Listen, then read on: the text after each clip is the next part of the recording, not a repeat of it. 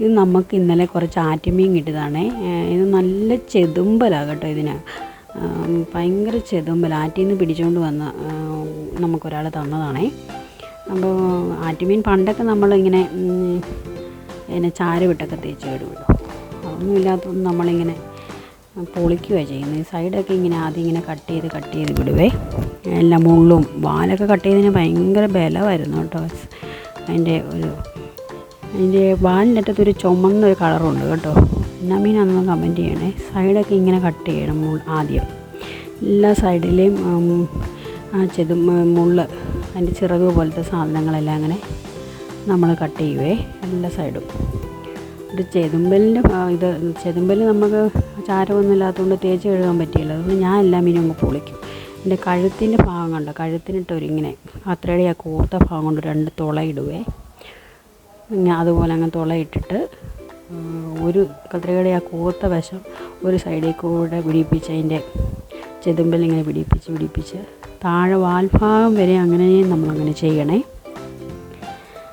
കത്രിക കയറ്റി വിട്ടാൽ മതി. ദശ ഒട്ടും പോവുകയില്ല. നല്ല നീറ്റായിട്ട് നമുക്ക് കിട്ടുകയും ചെയ്യും. അല്ലെങ്കിൽ നമ്മൾ അല്ലാതൊക്കെ ചെയ്താൽ അങ്ങ് ദശ തൊലിയിൽ പോകില്ല. നടുഭാഗവും അങ്ങനെ പിടിപ്പിക്കും. അത് കഴിഞ്ഞ് നമ്മൾ ഇപ്പുറത്ത് സൈഡിൽ കൂടെ താഴെ വാൽഭാഗം വരെ ഇങ്ങനെ പിടിപ്പിച്ച് വിടും. അതിൻ്റെ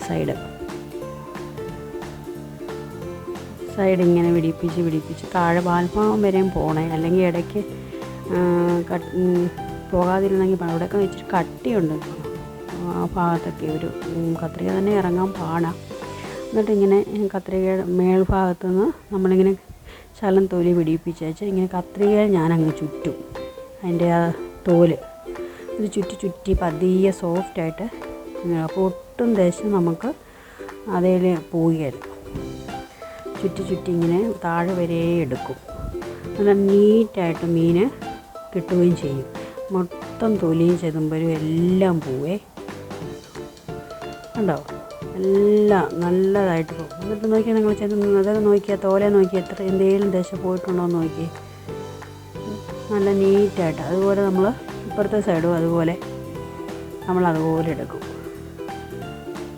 അതുപോലെ മീൻ നമ്മൾ അതുപോലെ എടുത്തതാണ്. ഇങ്ങനെ തൊലി കളഞ്ഞ് നോക്കി നന്നായിട്ട് ക്ലീനായി. ഒരു ശകലം ദശമയം ഒന്നും പോയിട്ടില്ല. എല്ലാം നല്ല വൃത്തിയായിട്ട് വന്നിട്ടുണ്ട്. എല്ലാ മീനും വന്നിട്ട് ഇങ്ങനെ ഇരുന്ന മീനാണെന്നൊന്ന് ഓർക്കണം.